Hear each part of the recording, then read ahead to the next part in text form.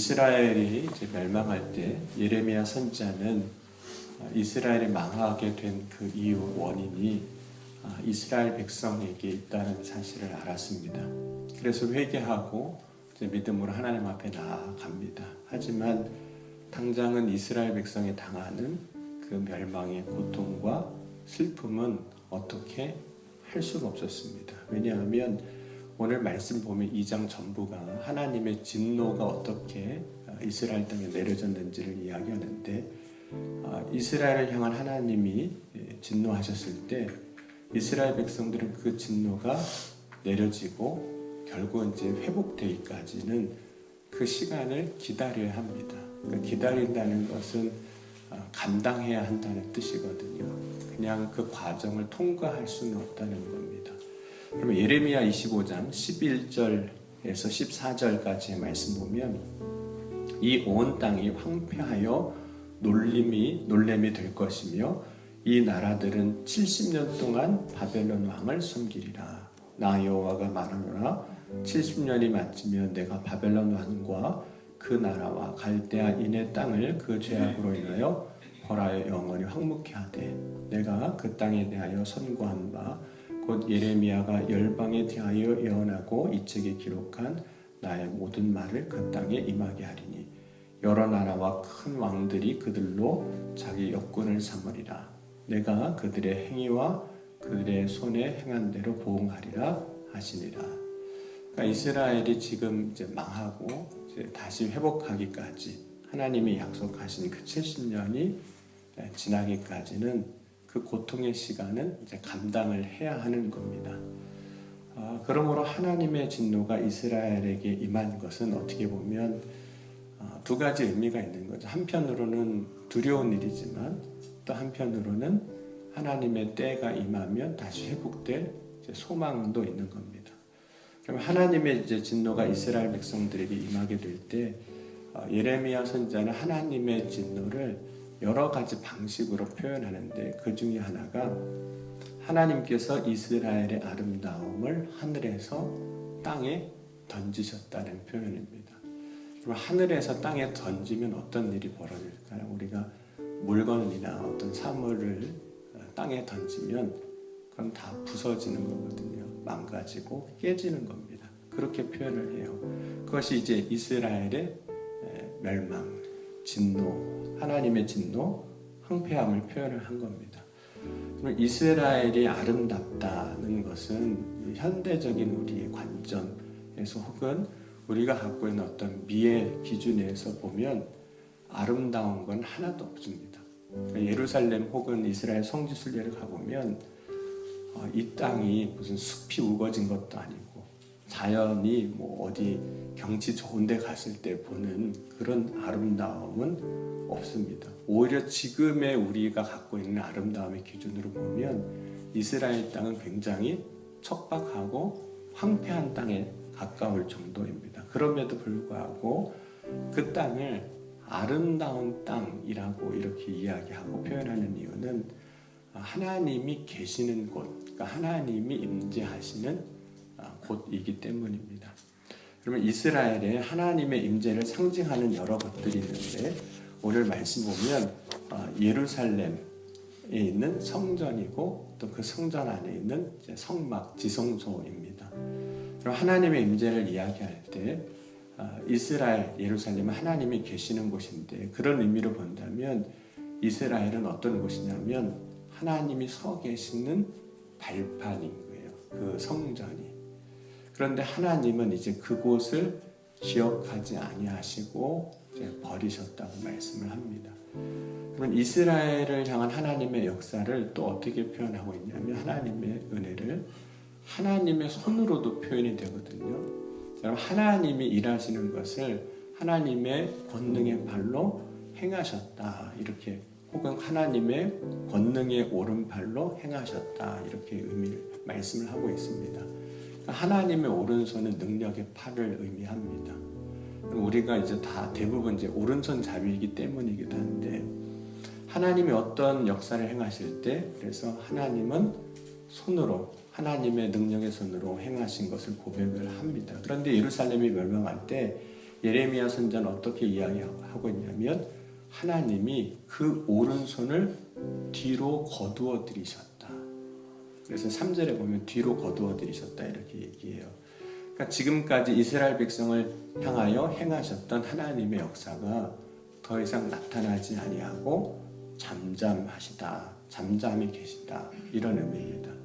물론 지금 하나님이 이방 민족을 들어서 이스라엘 향한 진노를 나타내시고 심판하고 계시지만 그 진노와 심판은 마치 이스라엘 위하여 하나님이 아무것도 하지 않으시는 것처럼 보이는 상태가 된 겁니다. 그걸 이제 하나님이 그 오른손을 뒤로 거두셨다 이렇게 말씀을 합니다. 그럼 오늘 우리가 신앙생활하면서 때로는 감사해야 하는 것은 우리를 향한 하나님의 그 손을 거두시지 않으셨다는 겁니다. 그럼 하나님이 그 손을 거두신 것에 대해서 바울은 이렇게도 표현을 했거든요. 로마서 1장 24절에 보면 그러므로 하나님께서 그들을 마음의 정욕대로 더러움에 내버려 두사 그들의 몸을 서로 욕되게 하게 하셨으니 하나님이 손을 거두셨다. 그러니까 어떤 사람에 대해서 역사에 대해서 간섭하지 않으신다. 내버려 두셨다. 이렇게 표현을 한 겁니다. 하나님이 내버려 두시는 것 그것이 하나님의 오른손을 거두어 들인 상태를 의미하는 겁니다. 곧 나의 삶에 개입하지 아니하시고 간섭하지 아니하시는 것 그것이 하나님이 손을 거둔 것과도 같은 거거든요. 간혹 성도들이 이런 이야기 할 때가 있습니다. 신앙생활을 하면서 때로는 너무 힘들고 어려우면 이렇게 이야기하기도 하더라고요. 하나님 저 좀 내버려 두세요. 어떤 땐 그런 고백 아닌 고백이 나올 때가 있거든요. 그런데 정말로 하나님이 아무것도 하지 아니하시고 우리를 내버려 두신다면 어떨까요? 너무 좋을까요? 편하고 하나님이 그냥 네 마음대로 알아서 살아라 내버려 두시면. 그런데 정말로 하나님이 우리를 향해서 아무것도 하지 아니하시고 그냥 내버려 두신다면 그것은 하나님과 나와 아무런 관계가 없는 상태인 거죠. 성경은 그것을 뭐라고도 표현하냐면 고아와 같이 버려둔다 이렇게도 표현을 합니다.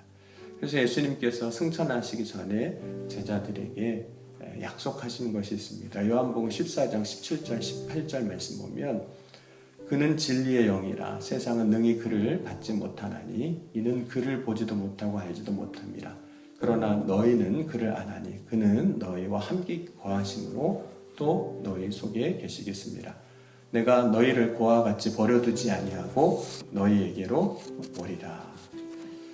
성령에 대해서 약속하실 때 너희를 고아와 같이 버려두지 아니하고 너희에게로 오리라 이렇게 말씀을 하신 겁니다. 여러분 오늘 이 시간 성령이 역사하실 때 그것은 하나님이 우리를 간섭하시는 거예요. 우리의 삶에 개입하시는 겁니다. 그럼 오늘 하나님이 나의 삶에 간섭하시는 것 그래서 오늘 나의 삶을 주장하시는 그것이 감사한 거예요.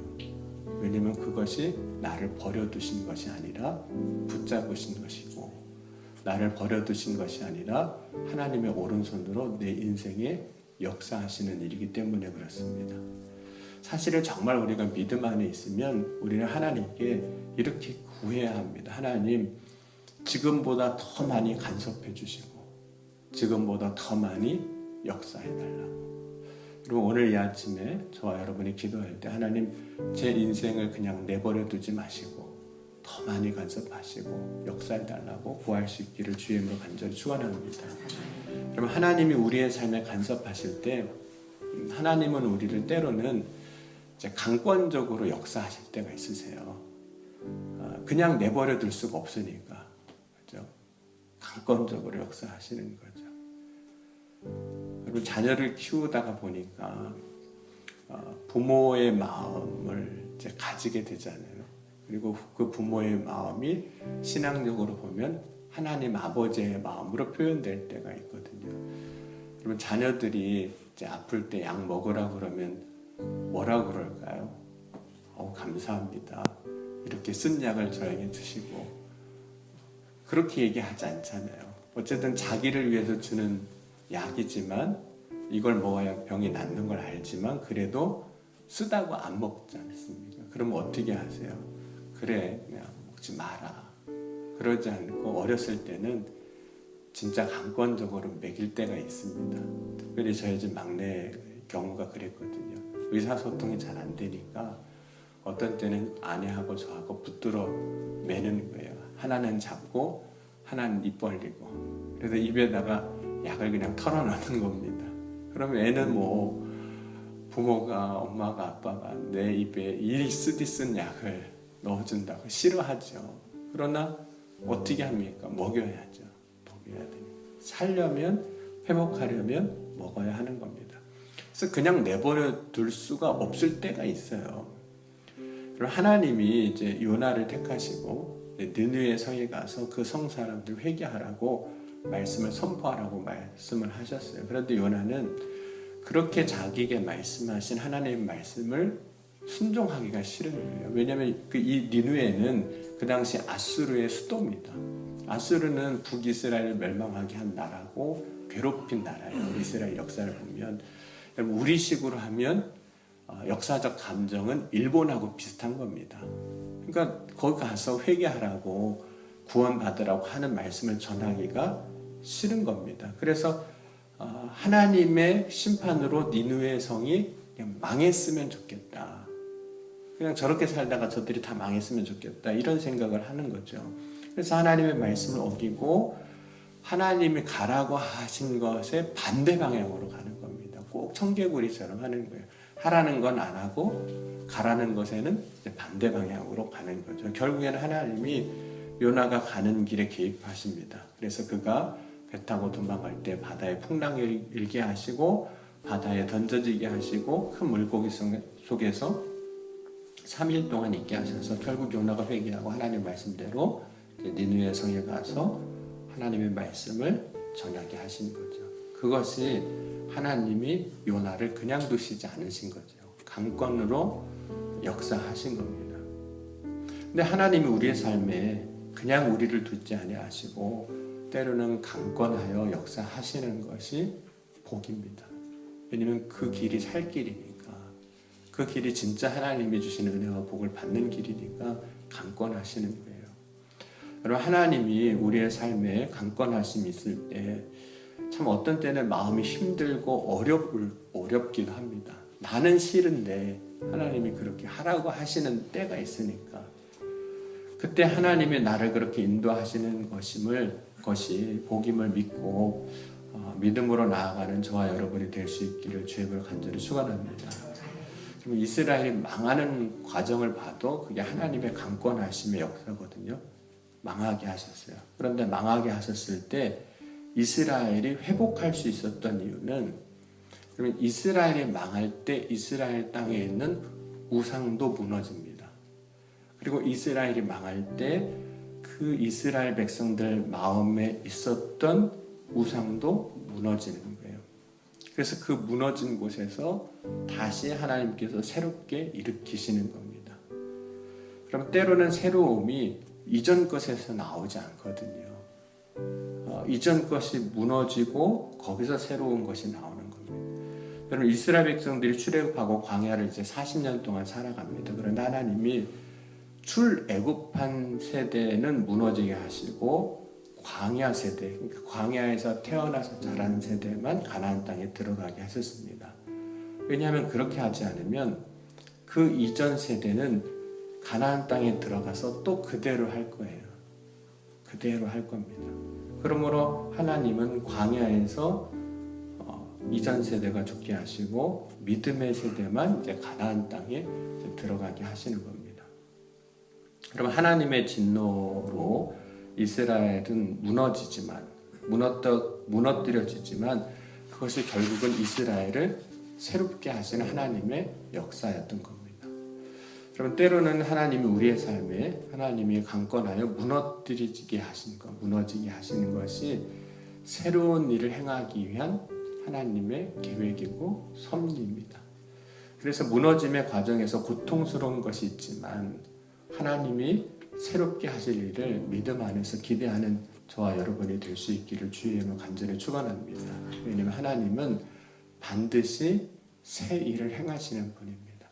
우리 안에 새 일을 행하시는 분이세요.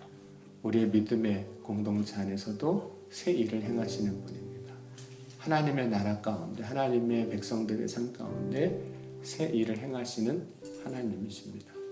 그럼 오늘 말씀을 통해서 내 삶에 무너져야 할 것이 무엇인지 한번 되돌아보고, 하나님이 무너진 우리의 삶에서 다시 일으켜 새롭게 하실 일을 기대하는 믿음으로 나아가는 저와 여러분이 될 수 있기를 주님으로 간절히 축원합니다. 기도하시겠습니다. 사랑과 은혜가 풍성하신 하나님 아버지 감사합니다. 하나님께서 이스라엘을 통해서 하나님이 어떻게 일하시고 역사하시는지 다시금 보게 하시고 깨닫게 하여 주시니 감사합니다. 이스라엘의 멸망 가운데 하나님께서 다시 일으키시고 새롭게 하실 일을 기대하는 믿음을 갖게 하여 주시니 감사합니다. 오늘 이 시간 우리의 삶에도 주님께서 새롭게 행하실 일을 기대하고 소망합니다. 하나님의 약속의 때에 이스라엘은 회복을 일으키신 것처럼 우리의 인생에, 우리의 삶에 하나님의 때에 우리를 새롭게 일하시고 새롭게 일으키시는 주님의 은혜의 때가 일어나게 하여 주옵소서.